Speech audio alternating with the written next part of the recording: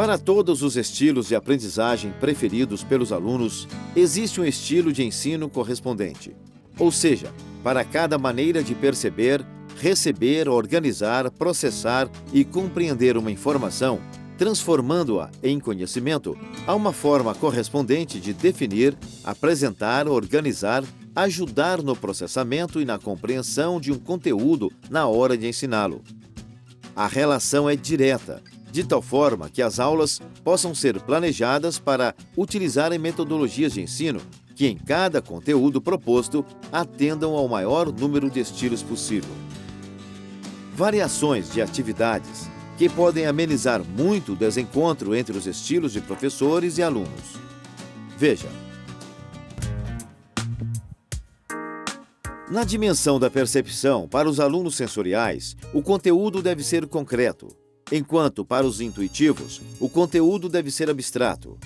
Isso quer dizer que, em uma mesma aula sobre um dado conteúdo, este deverá ser proposto tanto de forma concreta como abstrata. Na dimensão do processo de recepção da informação no sistema cognitivo do aluno, para os alunos visuais, a informação deve ser apresentada de forma mais visual. Para os alunos de estilo verbal, o estilo correspondente e de melhores resultados é aquele em que a informação é apresentada verbalmente. Isso significa que, em uma aula, um conteúdo deve ser apresentado tanto verbalmente como visualmente. Na dimensão da organização, para os indutivos, o conteúdo deve ser organizado de forma indutiva. Ou seja, o estilo de ensino que corresponde é aquele que vai dos dados específicos para uma visão geral dos dados. Já para os dedutivos, a organização do conteúdo será o inverso, dos princípios gerais para os dados mais específicos. Em uma sala de aula, as duas formas de organizar o conteúdo deverão ser abordadas. Na dimensão do processamento das informações, o estilo correspondente diz respeito à participação dos alunos.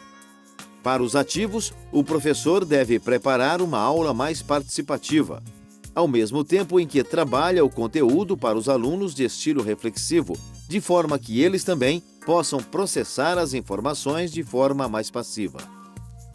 Finalmente, na dimensão de estilos da compreensão, merece atenção a perspectiva como o conteúdo é trabalhado. Para os alunos sequenciais, os conteúdos devem ser apresentados pouco a pouco, buscando-se a conexão entre eles. Para os globais, além da abordagem passo a passo, deve-se buscar o maior aprofundamento do conteúdo, para que eles possam associar uma maior quantidade de informações. Eu acredito que uma vez que o professor entenda a importância do assunto de que estudantes aprendem de maneira diferente, poderá perfeitamente modificar bastante a sua maneira de dar aula. Se o professor, por exemplo, não der importância a gráficos, mapas, esquemas, fotografias, etc., preferindo simplesmente a informação verbal, ou seja, só fala, não deve requerer um esforço muito grande para modificar um pouco isso. Ou seja, é necessário que o professor tenha flexibilidade e também a vontade de modificar a sua maneira de apresentar a sua disciplina, de modo a contemplar a todos. Daí a grande importância do que eu denomino multiação. Ou seja, o professor deve usar de múltiplas estratégias de ensino. Vejamos alguns exemplos. Estabeleça a relevância e providencie aplicações para todos os assuntos da disciplina. Antes de apresentar material teórico, providencie exemplos gráficos do fenômeno que a teoria descreve ou prediz, atendendo a estudantes sensoriais, intuitivos e globais. Equilibre informações concretas, tais como fatos, observações e dados, atendendo a estudantes sensoriais. E informações abstratas, tais como princípios, teorias e modelos, atendendo a estudantes intuitivos, em todas as disciplinas.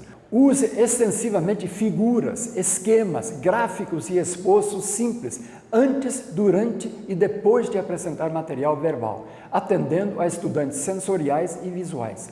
Use apresentações multimídias, providencie demonstrações, atendendo a estudantes sensoriais e visuais. Mão na massa, se possível.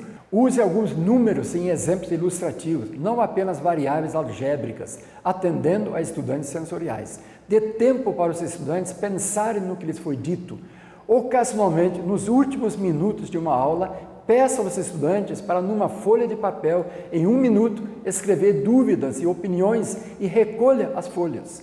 Por exemplo, pedindo para os alunos descreverem os pontos principais e os pontos mais confusos da aula, atendendo a estudantes reflexivos. Através dessas breves manifestações, o professor pode obter valiosas informações de como estão indo as coisas na disciplina. Dê exercícios em pequenos grupos durante a aula, atendendo a estudantes ativos e reflexivos. Use estudos de casos com os alunos divididos em pequenos grupos, atendendo a todos os estilos. Use programas de computador em aulas, se você tiver os softwares adequados, atendendo a estudantes sensoriais e ativos. Dê exercício de fixação para casa, atendendo a estudantes sensoriais e ativos. Mas não exagere, atendendo a estudantes intuitivos e reflexivos.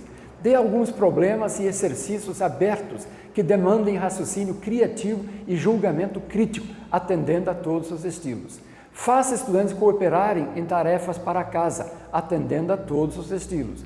Limite material novo, surpresas, pegadinhas, etc., em provas com tempo limitado e minimize velocidade como fator crítico, atendendo a estudantes sensoriais. Estimule soluções criativas, mesmo erradas,